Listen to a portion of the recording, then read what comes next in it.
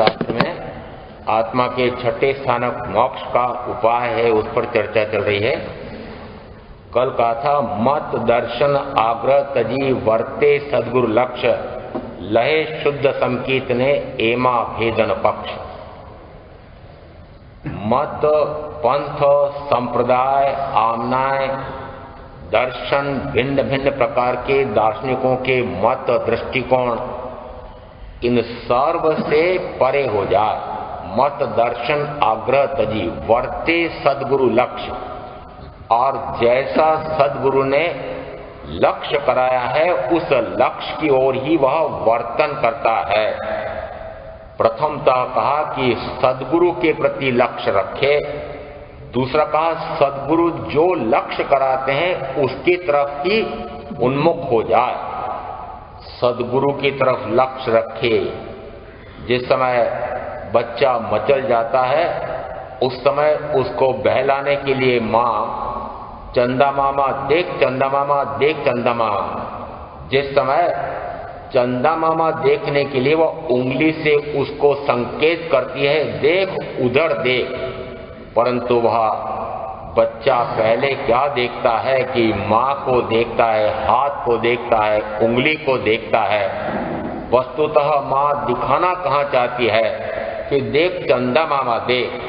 वस्तुतः इसी प्रकार से प्रथमतः शिष्य किसको लक्ष्य रखता है कि सद्गुरु को लक्ष्य में रखता है कि जो सद्गुरु सत्य स्वरूप को जानकर, पाकर और उसी में लीन रहने वाले हैं, तो प्रथमतः तो दृष्टि सद्गुरु पर होती है।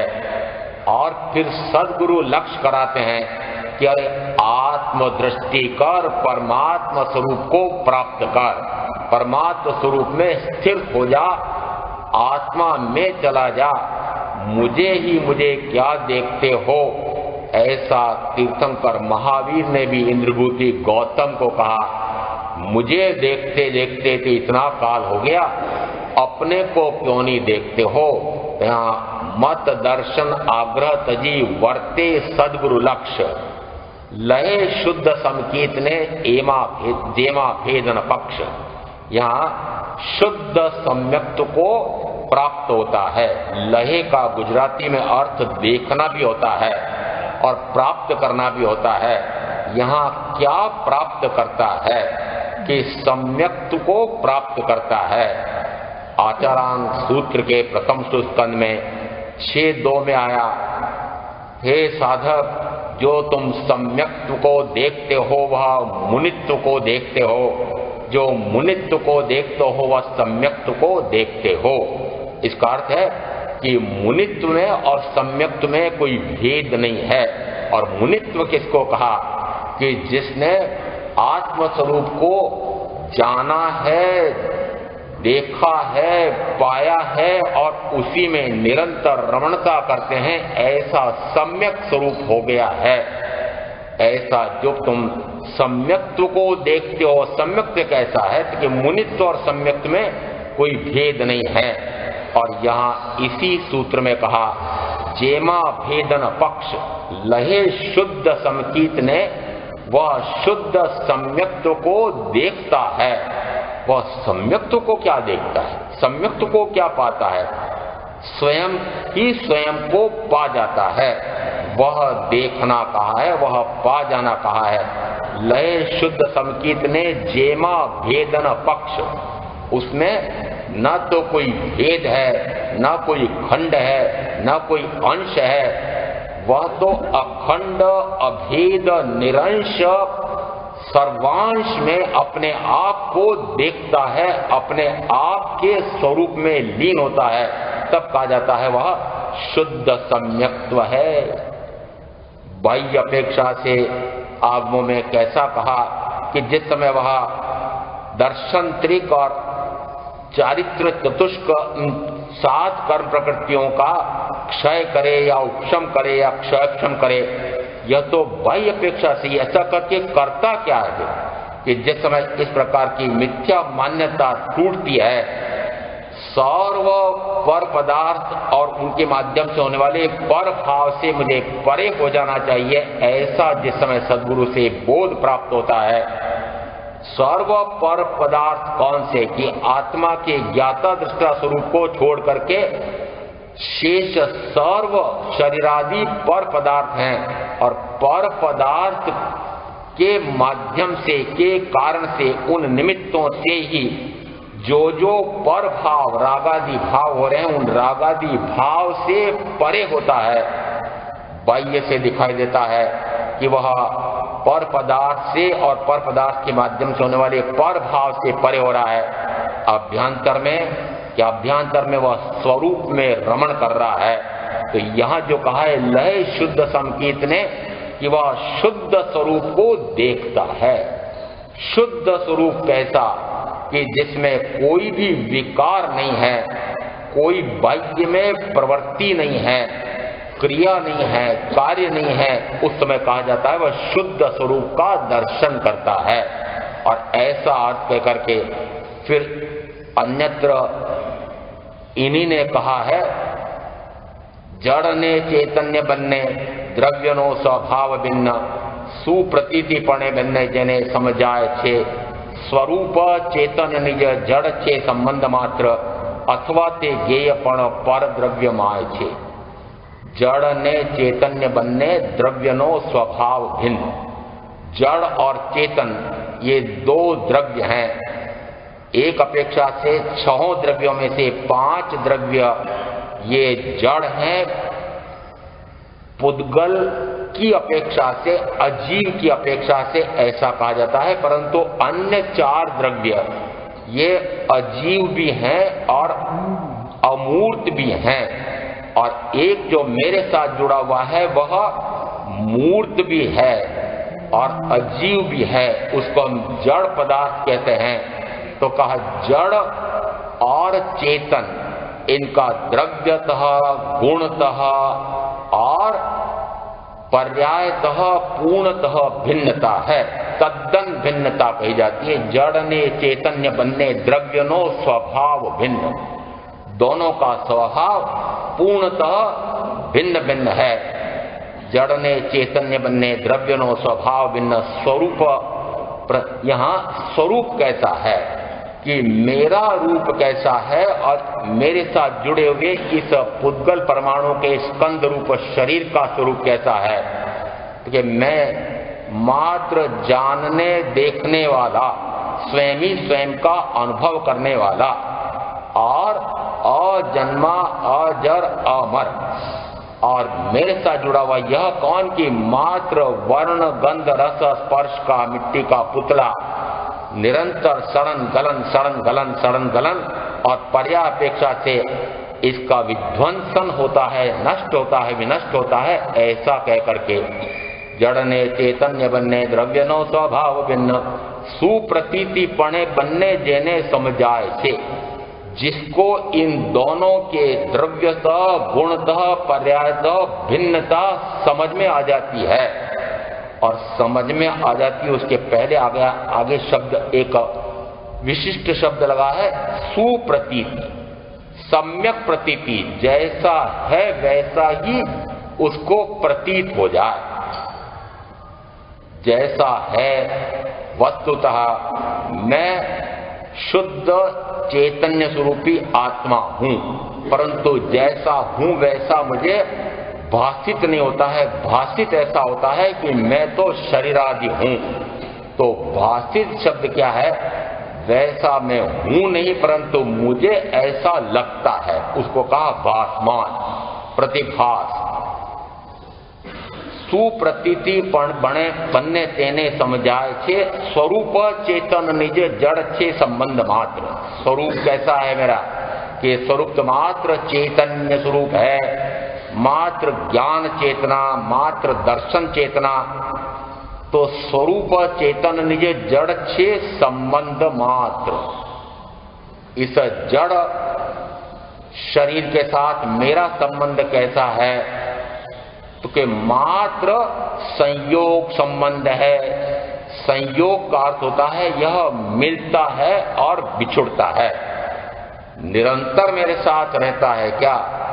तो अपेक्षा से यह अनंत काल से मेरे साथ रहता है, परंतु कैसा रहता है कि प्रति समय बदलने वाला, प्रति समय बदल रहा है। अपेक्षा से वर्तमान में 3 शरीर कहे जाते हैं। एक यह औदारिक वर्गणा से बना हुआ शरीर, हाड़ मांस का पुतला।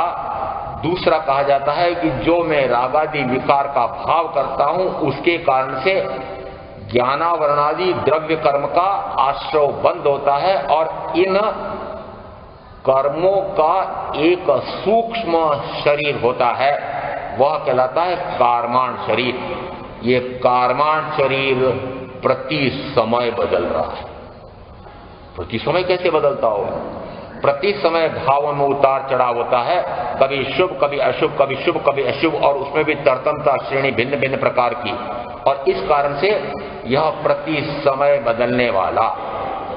और इसी के साथ तेजस शरीर, वह भी प्रति समय बदलने वाला। क्यों कहा उसको बदलने वाला? कि यह कारमाण शरीर से प्रभावित होता है और इन कारमाण शरीर के कारण से ही यह औदारिक शरीर भी प्रभावित होता है। क्यों? क्योंकि कारमाण शरीर जिन कर्मों से बना है वे 4 आघाती कर्म भी उसमें सम्मिलित हैं, और इन 4 आघाती कर्मों के फलस्वरूप ही मुझे यह शरीर और शरीर के साथ जुड़े हुए सारे संयोग ये प्रति समय प्रति मिनट बदलते चले जा रहे हैं। इसलिए कहा सुप्रतीति पणे बन्ने जने समझाचे स्वरूप चेतन निज जड़ छे संबंध मात्र अथवा ते ज्ञेय पण पर द्रव्य माय छे। अथवा ते ये जो मेरे जानने में आ रहे हैं उसे नाम देते हैं शब्द रूप में ज्ञेय। ज्ञेय जो है वह तो सर्व पर पदार्थ है और मैं मात्र ज्ञाता हूं। जब तक ज्ञाता और ज्ञेय में भेद नहीं करता है तब तक वह ज्ञाता अपने आप को ज्ञेय रूप कर लेता है, तो दोनों में भिन्नता का भासमान नहीं हुआ है। ज्ञेय को ही अपने रूप या अपने को ज्ञेय रूप मानना, यही मिथ्यात्व है। और ऐसा जब तक रहता है तब तक कहा जाता है कि भिन्न द्रव्य का स्वरूप नहीं समझा है। और इसलिए कहा सुप्रतीति, और सुप्रतीति ऐसी होती है कि ये तो मात्र संयोगी है। मैं इन सर्व संयोगों से पूर्णतः भिन्न अयोगी आत्मा हूं, ऐसा जानता है। सुप्रतीति पणे बन्ने जेने समझाय छे स्वरूप चेतन निज जड़ छे संबंध मात्र अथवा ते ज्ञेय पण परद्रव्य माय छे। एवो जे अनुभवनो प्रकाश उल्लासित थयो जड़थी उदासी तेने आत्मवृत्ति थाय छे। कायानी विसारी माया स्वरूपे समाया एवा निर्ग्रंथनो पंथ भव अंतनो उपाय छे। दूसरा पद्य बड़ा विशिष्ट आया है। यहाँ यदि इस संयोगी शरीर का और अपना मात्र संयोग संबंध है ऐसा समझ में आ जाए तो क्या होता है कि जो मेरे जानने में आ रहा है वह भिन्न है, मैं उससे पूर्णतः भिन्न हूं, ऐसा भिन्नता करके अपना स्वयं का अनुभव आता है। और जिस समय ऐसा अनुभव आता है तो उल्लास, उमंग, उत्साह, प्रमोद, आनंद, अपूर्व आनंद, ऐसा अपूर्व आनंद जिस समय आता है उस समय कहा जड़ थी उदासी तेने आत्मवृत्ति था। जड़ थी उदासी, अब परीक्षा कर लेना। जड़ है ना ये पुद्गल परमाणु का स्कंद रूप शरीर और इसी के साथ जुड़े हुए सारे परिजन परिचित धन वैभव 5 इंद्रियों के भोगों की सारी सामग्री, ये सारे किसमें आते हैं? ये सारे जड़ पदार्थ हैं। तो यदि अंदर में आत्मा के अपूर्व आनंद का आस्वाद आया है इन सर्व पर पदार्थों से पूर्णतः भिन्न, उल्लास, एकदम से उमंग उल्लास ऐसा आनंद का झकझोर देता है अंदर ही अंदर। ऐसा लगता है कि ऐसा अपूर्व आनंद तो मुझे पूर्व में कभी आया नहीं, ऐसा आनंद आता है। और जिस समय ऐसा आनंद आता है उस समय फिर बाह्य में फल परिणाम कैसा दिखना चाहिए, तो कहते हैं जड़ थी उदासी तेने आत्मवृत्ति था। जड़ से उदासीनता, उदास है क्या? उदास और उदासीनता में भारी अंतर है। उदास होना, निराश होना, हताश होना, ये तो दुखी व्यक्ति आर्ध्यान में, रौद्र ध्यान में रहने वाले व्यक्ति का होता है। जिस समय उसको आत्मा के अनुभव का परमोल्लास भाव होता है उस समय तो वह आनंदित है। जब अंतर की वृत्ति करता है, आत्मवृत्ति करता है, तो बाहर में उदासीनता होती है। बाहर में उसका इन जड़ पदार्थों के प्रति रस नहीं रहता है, रस ग्रद्धता नहीं होती है, उसमें वह निष्प्रिय हो जाता है। प्रिया, इच्छा, कामना, वासना, तृष्णा, भोगेच्छा, विषेच्छा, ये सारी मंद मंद मंदतम, ऐसा लगता है कि इनकी आवश्यकता ही नहीं मुझे। अरे ऐसे अपूर्व आनंद का आस्वाद आ गया, उसके बाद में ये विषयों की, विष की पान करने की इच्छा कैसे हो सकती है, वासना कैसे हो सकती है। और ऐसा कहकर कहा कि जिस समय जड़ थी उदासी तेने आत्मवृत्ति थाय छे, कायानी विसारी माया। काया की माया को जो स्तवन बोलती हैं, बड़े जोर शोर से बहने भाई सारे स्तवन बोलते हैं, आत्म अंतर में, मैं तो उस समय मौन हो जाता हूं। ये सारे भाई बहन मेरे पर टूट पड़ते हैं, आत्म अंतर में आ जाओ। मुझे क्या उपदेश देते हैं? किसको देते हैं? अपने लिए। मैं तो चुपचाप बैठा हूं, अपने लिए कहा आप बोल रहे हो सर के सब। आत्म अंतर में आ जाओ और बाहर की दुनिया विसराओ। यानी बाहर में जो जो दुनियादारी कर रखी है वह सारी बोसिरा दो। तो मैंने कहा ये मैं तो बोसिरा के आया हूं, मेरा कोई वासना का भाव, कोई उनमें भाव तो जुड़ाव रह गया क्या जो मुझे सारे उपदेश दे रहे सबके सब? किसको कह रहे हो कि यह हे आत्म अंतर में आ जाओ, ये अंतर में आ जाओ, अभ्यंतर में चले जाओ, अपने आप में आ जाओ। तो अपने आप में आ जाओ और बाहर में जो दुनिया में प्रसार कर रखा था उसको समेटो। तो आप कोई समेट करके आए हैं जो मुझे कह रहे हो? आपको देख के अपने लिए कह रहे हैं। अपने लिए कह रहे हैं, अपने लिए कह रहे हैं, परंतु फिर बाहर की दुनिया विसराओ। जब अपने आप को बोध दे रहे हैं, स्वयं ही स्वयं को बोध दे रहे हैं, और स्वयं ही स्वयं को बोध देने वाले के लिए इतना लंबा वाक्य मैं क्यों बोलूं? स्वयं ही स्वयं को बोध देने वाले को स्वयं बुद्ध कहते हैं। क्या कहते हैं?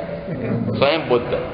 ये सारे जिस समय बोलते हैं कि हे आत्म, हे आत्म राजा, अब बाहर की दुनिया को विसार कर, विस्मृत कर, भूल कर, छोड़ करके और अंतर में आ जाओ, और अंतर में आ जाओ। यही यहाँ सूत्र का इस गाथा में कहते हैं। उसमें कहा आत्मवृत्ति कर लेता है। और आत्मवृत्ति क्या होती है? यह आत्मवृत्ति का अर्थ होता है जो बाह्य में इस संसार में जो जो प्रवृत्ति, जो जो क्रिया, जो जो कार्य, जो जो कर्म ये कर रहे हैं, वह सारी प्रवृत्ति उससे परे होकर के, निवृत्त होकर के आत्मवृत्ति करता है। और उसी को यहां कहा निर्ग्रंथ नो पंथ भव अंत नो उपाय छे। तो ऐसा पंथ किसका है? तो निर्ग्रंथ का यह पंथ है। वे महाश्रमण महानिर्ग्रंथ भगवान महावीर ये मार्ग देते हैं। इस मार्ग को उन्होंने स्वयं ने जाना है, स्वयं ने देखा है, स्वयं उस पर चले हैं और अपने उस निर्ग्रंथ दशा को, राग द्वेषादि ग्रंथियों को पूर्णतः छिन्न भिन्न करके परम वीतराग अवस्था शुद्ध स्वरूप को प्राप्त कर लिया। और ऐसा जो निर्ग्रंथ का पंथ है, यदि उस पंथ पर मैं चलता हूं तो कहा जाता है भव अंत न उपाय थे। वही इस भवांत का कारण या मोक्ष का उपाय बनता है। और इसी को यहां आत्मसिद्धि में कहा, जिसों का मत दर्शन आवरत जी वर्ते सदगुरु लक्ष्य लय शुद्ध संकेत ने जेमा भेदन पक्ष एवो जे अनुभवनो प्रकाश उल्लासित थयो। यहां देखो, ऐसा जो अनुभव में प्रकाश होता है, किसका प्रकाश होता है? अनुभव का प्रकाश होता है। कौन सा अनुभव? कि स्वयं ही स्वयं का अनुभव होता है। तो मेरा स्वयं का अनुभव कौन सा होगा? जिस अनुभव में बाह्य का कोई भी निमित्त नहीं है। अभी जो अनुभव कर रहे हैं, देखना वह अनुभव किसी न किसी निमित्त से होता है। बाह्य में कोई व्यक्ति, कोई वस्तु, कोई स्थिति, कोई परिस्थिति आदि, ये तो बाह्य में। और अंतर में मेरे साथ जुड़े हुए ये मन वचन काया, जब तक बाह्य में ये तीन और अंतर में मेरे साथ ही जो मेरे साधन है ये तीन और तीन एक साथ हैं, तब तक कहा जाता है अंतर का अनुभव आता नहीं है। यदि बढ़िया भोजन किया है और स्वादिष्ट लगा है, उसमें सुख लगता है क्या? उस भोजन में स्वाद अच्छा आया था, वो स्वाद का अनुभव करते हैं क्या? यदि वो स्वाद का अनुभव करते हैं तो वह अनुभव पराश्रित है। किस पर आश्रित है? किस पर आश्रित है? कि कोई बढ़िया भोजन बना करके खिलाए तो व्यक्ति पर आश्रित है, फिर जीव पर आश्रित है। वह अनुभव किसका है? न तो जीव का अनुभव है, न उस व्यक्ति का अनुभव है। अनुभव तो मेरा ही है, परंतु वह अनुभव स्वाश्रित नहीं है, पराश्रित है। जब तक पर पदार्थ के माध्यम से सुख का अनुभव करते हैं, तब तक अंतर के सुख का अनुभव नहीं आता है। इसलिए कहते हैं जिस समय स्वयं ही स्वयं के सुख का अनुभव करता है, उस समय उल्लास भाव आता है, आनंद का अनुभव होता है। वह स्वाधीन है, अन्य कहीं से लाना नहीं है। हमने अभी तक यह समझा नहीं है कि अनुभव तो मैं स्वयं करता हूं, और उस अनुभव में जो सुख की अनुभूति अनुकूल मिले तो वह अनुभूति तो मैं ही कर रहा हूं। मैं यदि इन निमित्तों से परे हट करके स्वयं ही स्वयं के सुख का जो मेरा स्वयं का गुण है उसका अनुभव करूं तो हो सकता है क्या? हाँ, देखो अरिहंत परमात्मा को, देखो सिद्ध परमात्मा को, उनके कौन से बाह्य में निमित्त हैं जिससे वे सुख का अनुभव करते हैं? सुख स्वयं ही आत्मा का गुण है, मेरा ही गुण है। वह मुझे बाहर में ढूंढने की आवश्यकता नहीं है, वह तो अंतर में ही है। ऐसी जिस समय आत्मवृत्ति होती है। अगली गाथा इसी में आई है, वर्ते निज स्वभावनो अनुभव लक्ष्य प्रतीत वृत्ति वहे निज भाव मा परमार्थी संकित। यहां परमार्थ में वह सम्यक्त्व है। तीन गाथाओं में तीन प्रकार की सम्यक्त्व आ गई। पहले तो कहा यह सम्यक्त्व है, दूसरे में कहा यह शुद्ध सम्यक्त्व है, अब तीसरी गाथा में कहा यह परमार्थ सम्यक्त्व है। अब परमार्थ सम्यक्त्व कौन सी विशेष बात हो गई? तो कहा वर्ते निज स्वभाव। अनुभव क्या है? कैसा अनुभव आया है? अपने स्वयं के स्वभाव का जो सद्गुरु ने लक्ष्य कराया था, और लक्ष्य करके मैंने अनुभव किया सर्व पर पदार्थ के माध्यम से होने वाले पर भाव से परे होने का जो गुण सिखाया था गुरु ने, तो मैंने कुछ समय के लिए एकांत में बैठ करके और सर्व से दृष्टि हटा करके, सर्व से क्या अर्थ? आत्मा को छोड़ करके शेष सारे। तो सर्व से दृष्टि हटा करके जिस समय आत्म दृष्टि करता है, आत्मवृत्ति करता है, उस समय जो अनंत आनंद का अनुभव आता है, वह अनुभव लक्ष्य प्रतीत। अब लक्ष्य में निरंतर क्या रहेगा? प्रतीति किसकी रहेगी? कि जो अनुभव उस समय आनंद का आया था, बस वही वही मुझे प्राप्त होता रहे। और ऐसा कैसे होता है?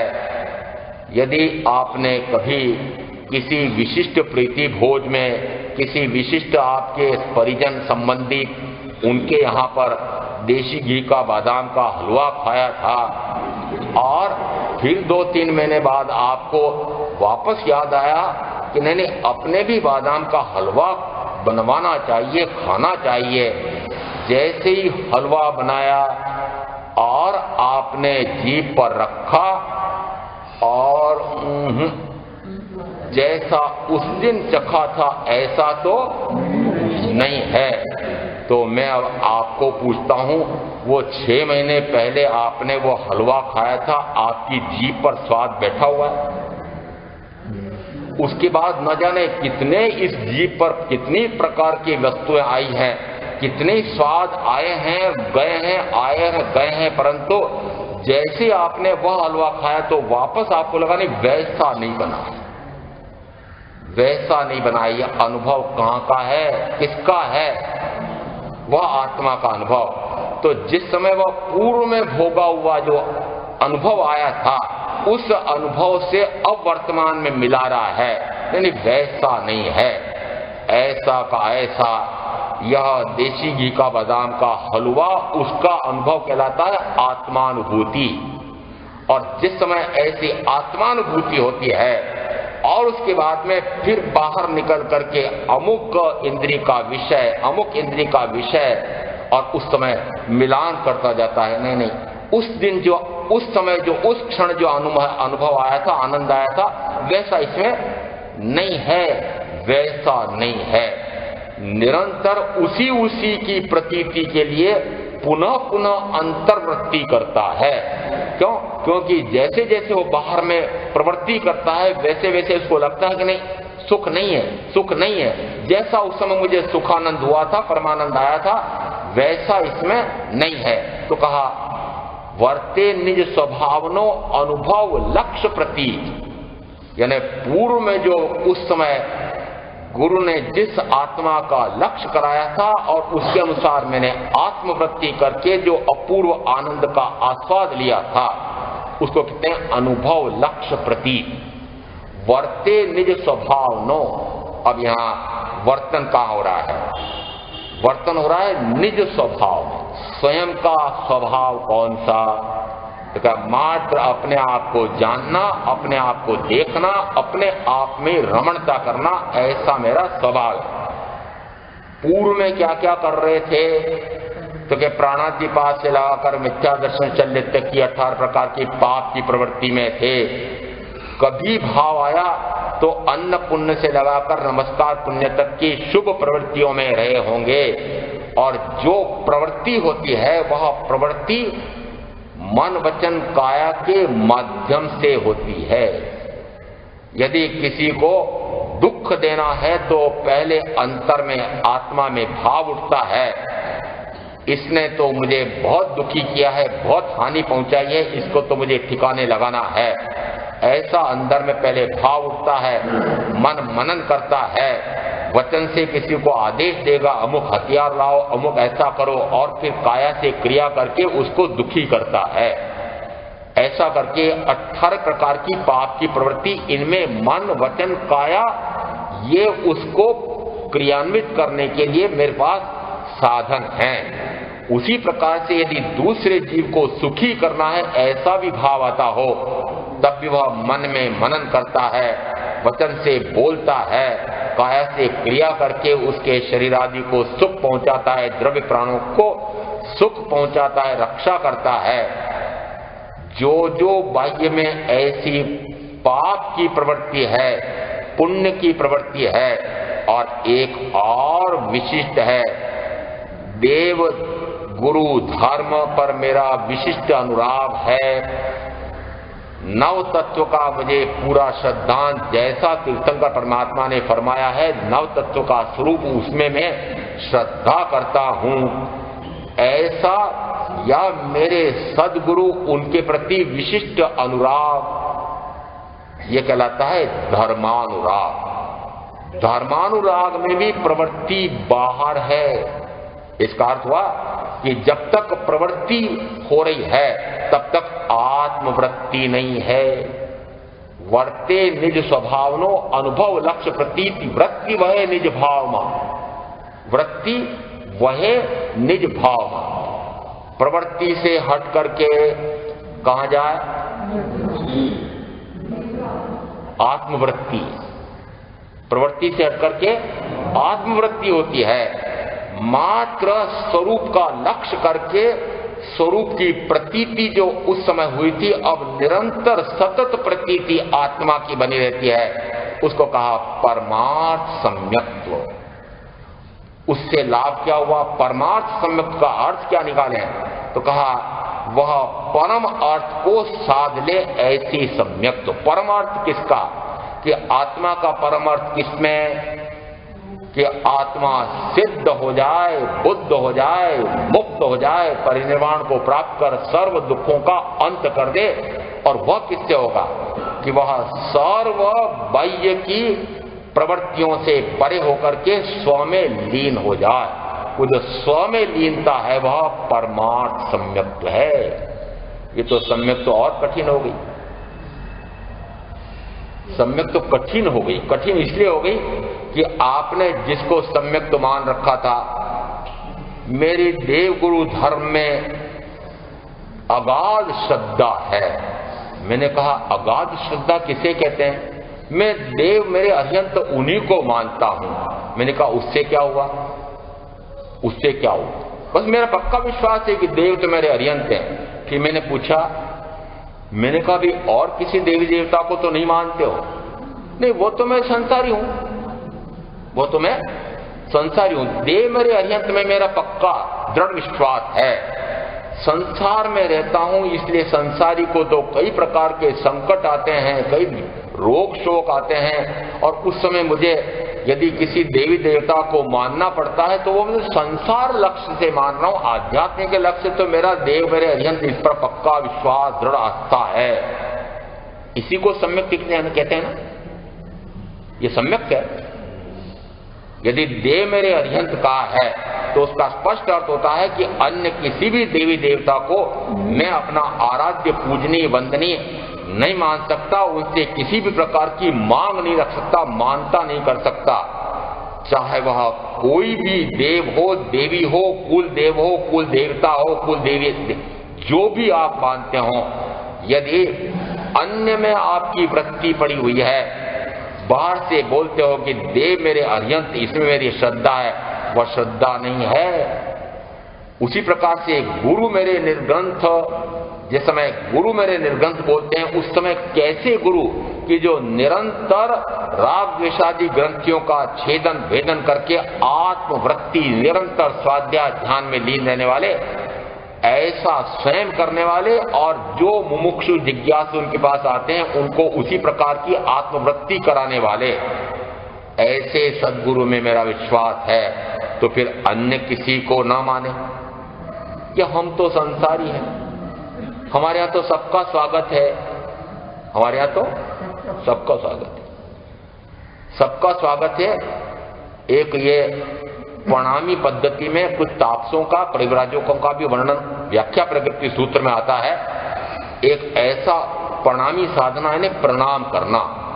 प्रणाम यानी जिस समय मैंने देखे हुए हैं, सब बस में रेल में बैठे हुए हैं, और उस समय मैं देखता था रास्ते में यदि कोई भी मंदिर मूर्ति दिख जाए तो हाथ जोड़ते हैं, अपने लिए तो सब वंदनीय पूजनीय है। ऐसे एक विशिष्ट परिव्राजक थे, कुत्ता है उसको भी नमस्कार, कौवा है उसको भी नमस्कार, कोई देवी है उसको भी नमस्कार, कोई देवता उसको भी नमस्कार, भगवान आपको भी नमस्कार। मेरे लिए सब बराबर है, मेरे लिए सब बराबर। मैं भेदभाव क्यों करूं? जब भेदभाव क्यों करूं तो आपने फिर सदगुरु को मान्य किया। सभी मेरे लिए पूजनीय वंदनीय, सभी मेरे लिए नमस्कार करने योग्य हैं। ज्ञान और ज्ञानी की उपासना करे। यदि एक अज्ञानी को माना तो अनंत ज्ञानियों की अविनय असाधना होती है, और एक ज्ञानी को माना तो सर्व ज्ञानी को मानना हो गया है, क्योंकि ज्ञानी और ज्ञानी में कोई भेद नहीं है। यदि अरिहंत तीर्थंकर ऋषभदेव परमात्मा को वंदन करता हूं, स्तुति करता हूं, तो जैसे वे हैं वैसे शेष 23 भी हैं, वैसे सर्व विरमान वे सर्व अरिहंत इसी प्रकार के हैं। तो एक की विनयोपासना करने से सबकी विनयोपासना होती है, परंतु एक अज्ञानी का विनय कर लिया तो सर्व ज्ञानियों की अविनय साधना हो गई है। इसलिए वो इसको भी नमस्कार, इसको भी नमस्कार, ये भी मान्य, ये भी मान्य। तो आपने एक नया नारा भी गांधी जी के युग में सुना होगा, सर्व धर्म समभाव। अरे वह कुछ और कारणों से दिया गया था। धर्म में समभाव का क्या अर्थ है? भिन्न भिन्न प्रकार के संप्रदाय, मान्यता, आमना, उसमें जो आपस में संघर्ष, क्लेश, वाद विवाद, वैर वैमनस्य, उसके कारण से भारतीय लोगों ने बहुत वस्तुतः हानि की थी। इस कारण से उन्होंने कहा नहीं, यह आपस में धर्म और धर्म के बीच में वैर वैमनस्य नहीं होना चाहिए। इसी प्रकार का नारा आज भी चल रहा है। महावीर के भिन्न भिन्न संप्रदायों में सर्व संप्रदाय समभाव। वस्तुतः धर्म का स्वरूप हमने समझा नहीं। धर्म तो आत्मा का गुण है, और जिससे वह प्रकट हो वह बाह्य में किसी मतपन संप्रदाय के माध्यम से होता है, तो उसको कहा जाता है कि यह माध्यम है। प्रकट क्या होना चाहिए? उसी प्रकार से धर्म मेरा केवली प्ररूपित, जिस समय आप केवली प्ररूपित कहते हैं, उस समय कौन सा धर्म? धर्म मेरा केवली प्ररूपित, अहिंसामय, दयामय, कहीं आया क्या आगमों में? अहिंसामय, दयामय शब्द आगे लगा नहीं है, मात्र उसमें आया है धर्म मेरा केवली प्ररूपित। और केवली ने जो प्ररूपित किया है वह कैसा हो सकता है? यदि ये अरिहंत तीर्थंकर परम वीतरागी हैं, निर्ग्रंथ गुरु वीतरागी हैं, तो उनके द्वारा प्रतिपादित धर्म होगा वीतरागता। यदि आत्म धर्म, शुद्ध धर्म, वीतराग धर्म, ये तो धर्म है, और जो राग है वह अधर्म है। तो आपने ऐसा श्रद्धान किया क्या? यदि राग अधर्म है, ऐसा श्रद्धान किया हो, प्रतीति हुई हो, रुचि हुई हो कि रागादि ये तो कर्म का आश्रय बंद कराने वाले हैं, जो रागादि की प्रवृत्ति हो रही है वह तो मुझे निरंतर चतुर्गति में जन्म मरण का दुख देने वाले हैं, तो मैं उन सर्व प्रवृत्तियों से परे होकर के आत्मवृत्ति करूं। ऐसा लक्ष्य करके जिस समय वह आत्मवृत्ति करता है तो वह परमार्थ सदता है, परमार्थ आत्मा का सिद्ध हो जाता है। ऐसा यहाँ लक्ष्य कराया है। परम अर्थ किसे कहा? कि यदि मुझे निरंतर जन्म मरण का दुख उठाना पड़ रहा है, तो उसके स्थान पर मेरा अब जन्म मरण ही मिट जाए। ऐसा कब मिटेगा? क्या उपाय करें कि जन्म मरण मिट जाए? तो जन्म मरण का कारण कौन? कि कर्म, और कर्म का कारण कौन? कि मेरे शुभाशुभ भाव। ये शुभाशुभ में जब तक प्रवृत्ति होती है तब तक कहा कि आत्मवृत्ति नहीं है, और आत्मवृत्ति करते हैं तो परमार्थ सिद्ध होता है। आत्मा का जैसा मेरा स्वरूप है वैसा ही स्वरूप प्रकट कब होता है? कि जब बाह्य की सारी प्रवृत्तियों से परे होकर के मात्र आत्मवृत्ति करता है। और इसी अपेक्षा से इस गाथा में कहा है, वर्ते निज स्वभाव नो अनुभव लक्ष्य प्रति। निज स्वभाव, स्वयं ही स्वयं के स्वभाव उसमें वर्तन करता है। यहां स्वभाव में तो कुछ करना नहीं है, स्वभाव तो होता है। करना क्या है कि जो अभी तक करते आ रहे हैं, वर्तमान के भव का लेखा रखो तो वर्तमान का ही कर लो तो बहुत है। वर्तमान के इस भव में अभी तक जो जो किया है वह ना हो तो आत्मवृत्ति होगी, क्योंकि अभी तक जो किया है वो सारी प्रवृत्ति है। प्रवृत्ति, जो जो प्रवृत्ति हो रही है वह सारी प्रवृत्ति या तो पाप में ले जा रही है या पुण्य में ले जा रही है या विशिष्ट पुण्य में ले जा रही है। क्रिया है तो कर्म है, और यदि कर्म है तो जन्म मरण का दुख है। इस अपेक्षा से जब सर्व प्रवृत्तियों से परे होता है तब वह आत्मवृत्ति करता है, और जिस समय आत्मा में रमणता करता है, स्वयं ही स्वयं के भाव में ज्ञाता भाव, दृष्टा भाव, ज्ञाता भाव, दृष्टा भाव, स्वयं ही स्वयं को जानना, स्वयं ही स्वयं को देखना, ऐसा जिस समय होता है उस समय कहा जाता है वह परमार्थ से सम्यक्त्व है। और ऐसा जिस समय सम्यक स्वरूप हो जाता है उस समय वह आगे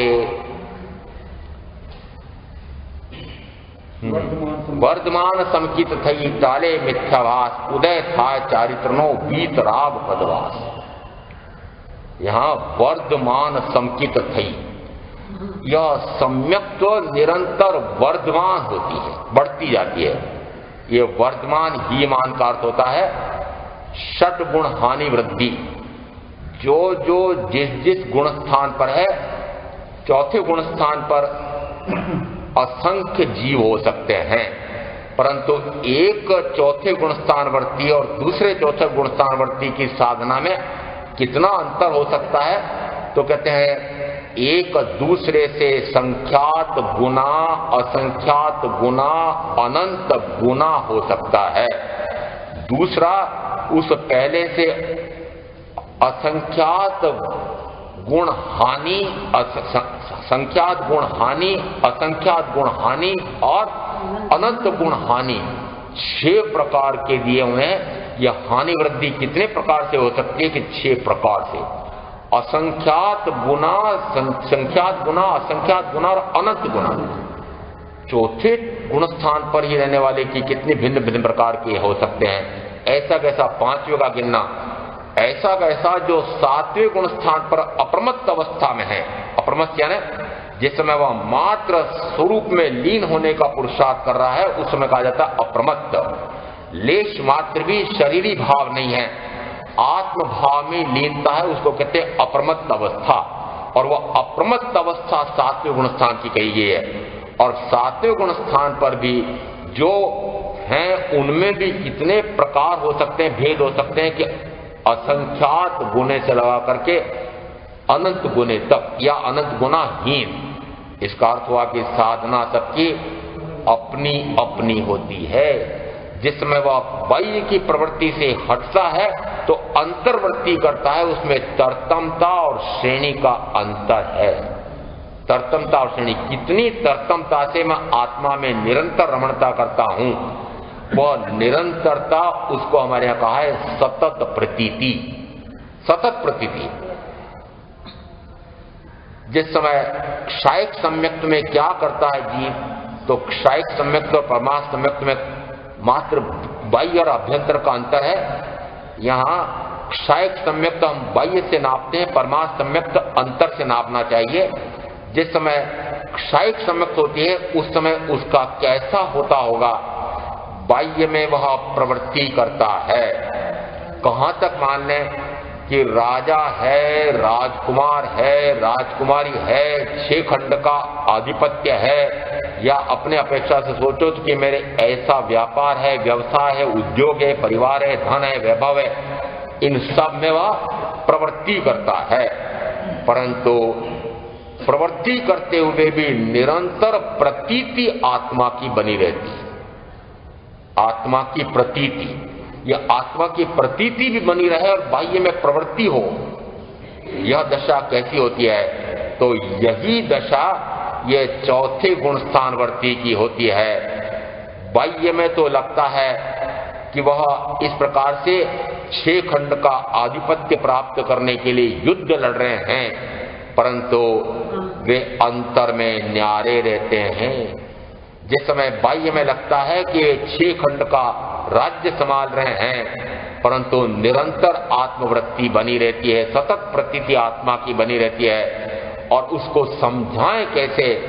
तो फिर उदाहरण से आया कि जिस समय तेल का कटोरा भर करके दिया और कहा उसको कि भाई चारों तरफ नगरी में घूम करके आ जाओ, और वापस आकर के पूछा भाई कि आज चौराहे चौराहे पर इतना राग रंग हो रहा था, तुमको कितना मजा आया था?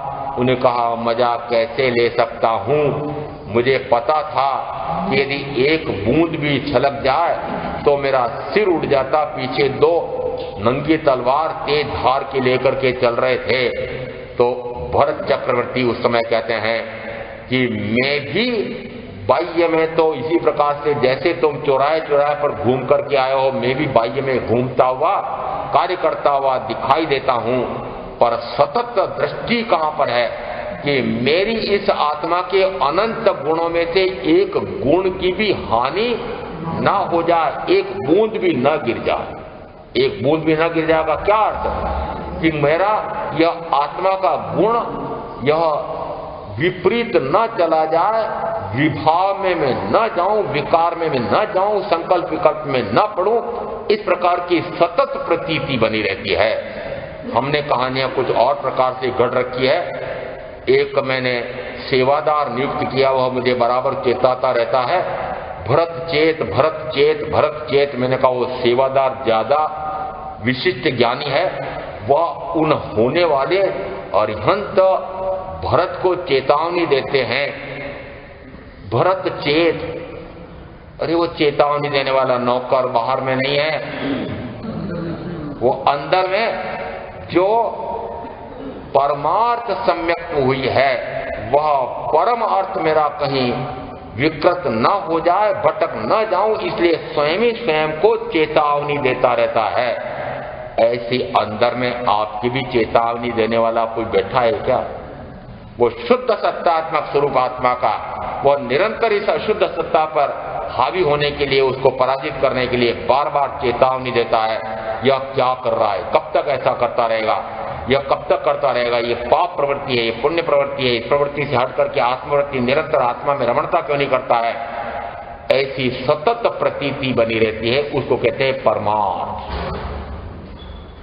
एक विचित्र और आया, भरत बाहुबली का जिस समय युद्ध हो रहा था, उस समय जैसे ही बाहुबली ने मुट्ठी उठाई प्रहार करने के लिए, और उसी समय सभासदों ने कहा, अरे महाराज आप क्या कर रहे हैं? आपके छोटे से राज्य की रक्षा के लिए सगे बड़े भाई पर मुट्ठी का प्रहार करके हत्या, ये क्या कर रहे हो? मैंने कहा वो सभासद बड़े विशिष्ट ज्ञानी थे, उन्होंने चेताया। जो बाहुबली पूर्व के भाव से एक शायक सम्यक दर्शन लेकर के आए हैं और फिर उसी भाव में केवल ज्ञान केवल दर्शन लेकर के मोक्ष जाने वाले हैं, अंदर में वो सतत प्रतीति जिसमें बनी रहती है, ऐसी परमार्थ सम्यक वह चेतावनी देती है, ज्ञान चेताता है क्या कर रहा है, और तुरंत मुट्ठी रुक जाती है। ऐसा यह परमार्थ सम्यक जब प्राप्त हो जाता है, तब वह निरंतर दृष्टि आत्मा पर रखता है। बाह्य में प्रवृत्ति तो करता है, परंतु उस प्रवृत्ति में रस नहीं है, प्रवृत्ति में रस नहीं है, ग्रद्धता नहीं है, स्प्रिया नहीं है, आसक्ति नहीं है, लिप्तता नहीं है, भोग लिप्सा नहीं है। ऐसा जिस समय होता है उस समय समझना कि सम्यक्त्व हुई है। अब सारे मापदंड अपने स्वयं के पता लगा लेना कि मेरा भी ऐसा हो रहा है, तो समझना कि सम्यक्त्व हुई है। वर्तमान संकित थी। अब यह सम्यक्त्व वर्धमान कैसे होती, बढ़ती कैसे है? जैसे जैसे ज्ञान की विशुद्धि होती है। ज्ञान की विशुद्धि कैसे होती है कि जिस समय उसको आत्मा का ज्ञान हो जाता है, उसी समय उसको आत्मा का दर्शन हो जाता है, और उसी समय वह पर पदार्थ के माध्यम से होने वाले पर भाव का प्रत्याख्यान करके विरत होता है। परंतु फिर भी ज्ञान पूर्ण नहीं हुआ है। जितने अंश में अज्ञान पड़ा हुआ है, उतने अंश में अदर्शन पड़ा हुआ है, उतने अंश में अभी मान्यता में कभी मिथ्यात्व भी आ जाता है। और उस कारण से कहा कि जैसे जैसे ज्ञान का क्षयक्षम बढ़ता है, वैसे वैसे दर्शन की विशुद्धि बढ़ती है। और दर्शन की विशुद्धि से क्या होगा? तो यहां वर्तमान संकित थई टाले मिथ्याभास। जो कभी कभार उसको मिथ्याभास पुनः पुनः आभास आ जाता है कि नहीं, ये कार्य करना तो आवश्यक है, यह कार्य करना आवश्यक है। वह आवश्यक कैसे है? जिस समय यहां से प्रवचन सुनकर के घर जाते हैं और घर जाते से एक लंबी सूची मिलती है, यह विवाह की तारीख इतनी निकट आ गई है, अभी इतना इतना सामान और खरीदना है, और क्या कर रहे हो? अब थोड़े दिन प्रवचन में न जाओ तो क्या अंतर पड़ता है? फिर महामंत्री जी सोचते, अरे सही तो कहती है, ये इतनी निकट विवाह की तारीख आ गई है, इतनी लंबी सूची है, इतना काम करना पड़ेगा, ये महाराज की बातें से तो क्या काम होगा? क्या घर गृहस्थी का कार्य चलेगा क्या? जैसे घर गृहस्थी का कार्य, विवाह का कार्य, समारोह के कार्य, ये कोई महाराज के बोझ से चलेंगे क्या? संसार किसने कह दिया आपको कि महाराज की बात महाराज के पास रहने दो, महाराज के पास रहने दो? क्या महाराज के प्रवचनों से मंत्री जी का नहीं, उनका तो कह दिया नाम लेके, सबका कह रहा हूं कि क्या महाराज के काम से घर गृहस्थी चलेगी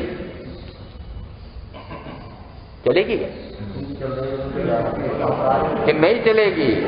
घर गृहस्थी तो जो घर वाली कह रही है उसी के अनुसार चलेगी।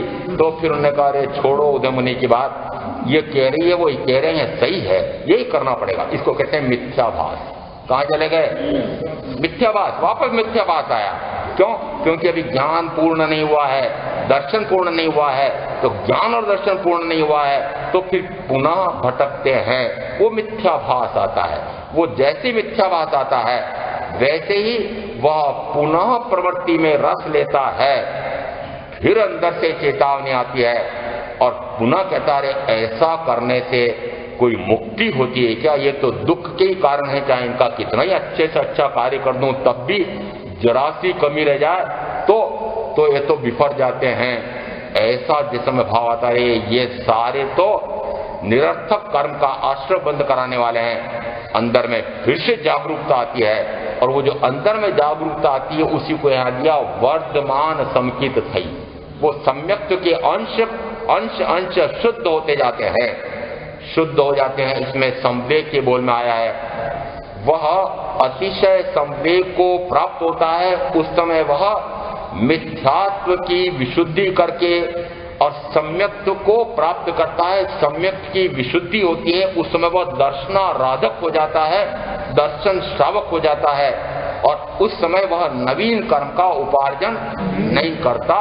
और यदि साधना उत्कृष्ट हो जाए तो वह उसी भाव में मोक्ष चला जाता है, परंतु तीसरे भाव का अतिक्रमण यदि कभी कमी भी रहेगी तो नहीं करता है। इसका अर्थ है कि जिस समय लोगत की पार्टी बोलते हैं उस समय उसका फल चतुर्विशेषी तव का क्या फल होता है?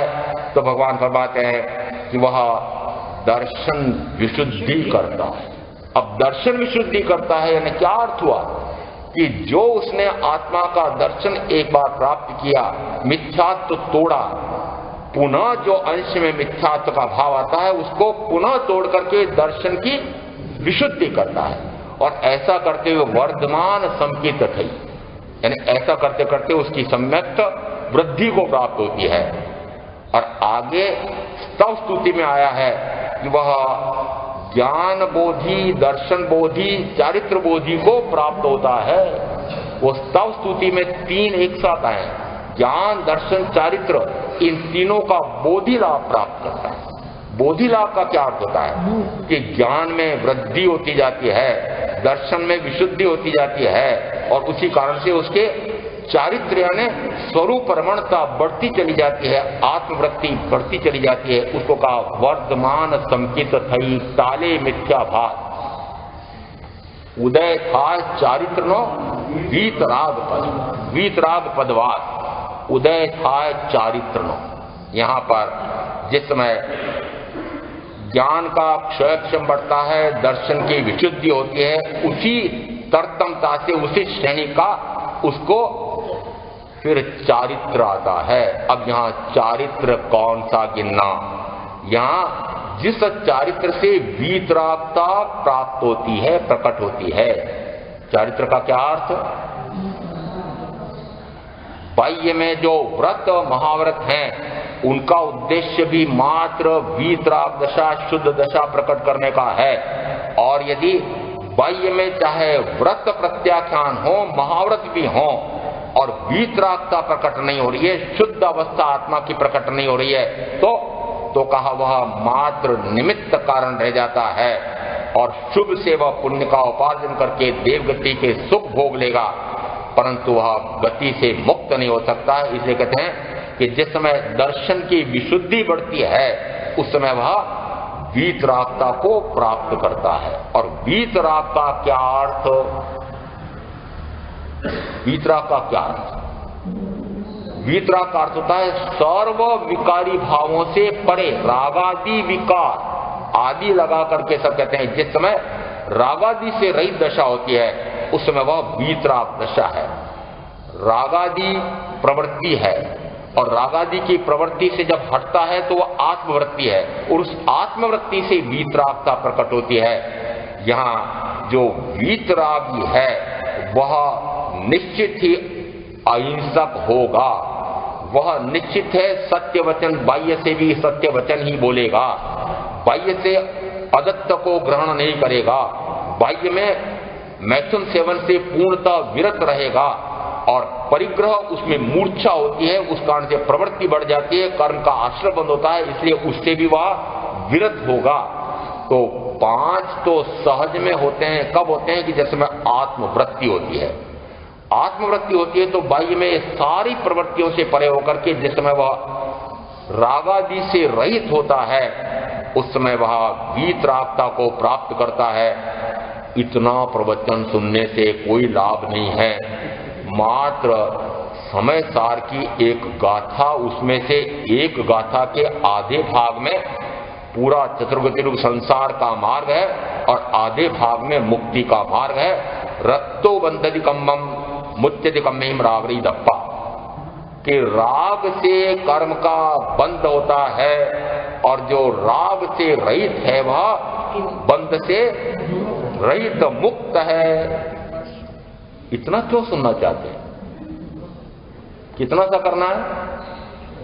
राग है तो कर्म है, कर्म है तो जन्म मरण का दुख है, तो राग से रहित है तो दुख से रहित है। राग छोड़ना चाहते हैं? छूट रहा है? हाँ, छोड़ना तो चाहता हूं, रोटी तो खाना चाहती हूं, कमाई भी करना चाहता हूं, पर आगे कुछ नहीं करते हैं ना?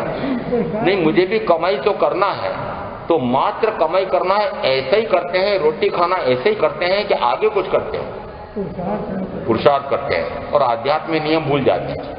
हाँ, मुझे भी राग रहित होना है, मुझे भी राग रहित होना है, तो होना से मुक्त हो जाएंगे। इसलिए पूछो ना अपने आप को कि राग रहित दशा कितनी प्रकट हो रही है। यदि राग रहित दशा प्रकट हो रही है तो समझो कि ज्ञान की प्राप्ति हुई है। ज्ञान हुआ है तो दर्शन होता है और दर्शन हुआ है तो रागादि रहित दशा भी आती है। तीनों गुण एक साथ हैं और इसीलिए यहां आया है वर्धमान संकित थई टाले मिथ्याभास उदय था चारित्र नो वीतराग पदवास। अब चारित्र का उदय आता है। चारित्र का उदय तीसरा गुण एक साथ कैसे? यदि उसको ज्ञान का क्षयक्षम बढ़ता है, वीतराग वाणी सुनने के कारण आत्मज्ञान होता है। यदि आत्मज्ञान हुआ है तो अविनाभावी आत्मदर्शन भी होता है। जिसका जानना होता है उसी का देखना होता है, और जिस समय अपने आप को जानना और अपने आप को देखना होता है उस समय कहा जाता है वो आत्मज्ञान है, वो आत्मदर्शन है। और यदि आत्मज्ञान आत्मदर्शन है तो तीसरे गुण की आवश्यकता ही नहीं है। स्वयं स्वयं को जान रहा है, स्वयं स्वयं को देख रहा है, तो रमण करना तो सम्मिलित हो गया, अंतर्निहित है। रमण करना कहना की आवश्यकता का है। जिस समय जाना अपने आप को, जिस समय जाना देखा अपने आप को, तो जानना देखना उसके साथ में यदि कोई प्रतिक्रिया नहीं है तो वह स्वयं में स्वयं का रमणता का भाव है। और प्रतिक्रिया कौन सी होती है कि जाना कि मेरे प्रिय हैं, फिर क्या किया? फिर क्या किया? जाना कि मेरी प्रिया है, फिर क्या किया? क्यों? कुछ मत करो, मात्र जाना।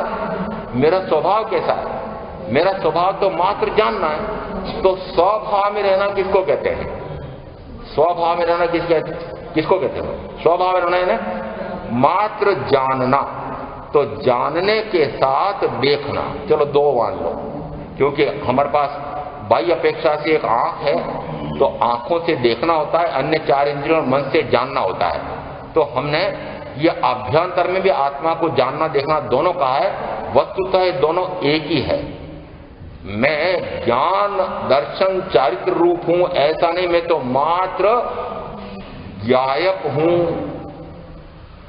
स्तवन की पंक्तियां बोलते बहुत जोर शोर से हैं।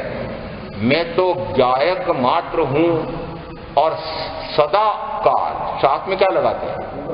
सदा काल गायक हूं। और सदा काल गायक हूं तो फिर आगे फिर पता नहीं किसने पूछा ऐसा, फिर ममता में क्यों मरता है? पहले तो बोल रहे हैं मैं मात्र गायक हूं, सदा काल गायक हूं। मैं सदा काल का अर्थ है कि निरंतर मेरा स्वभाव कैसा है कि बस जानना जानना जानना जानना जानना, और कोई स्वभाव नहीं मेरा। यदि ऐसा पहली पंक्ति उस पंक्ति में आधा भाग क्या बोले? मैं सदा काल गायक हूं। तो फिर अंदर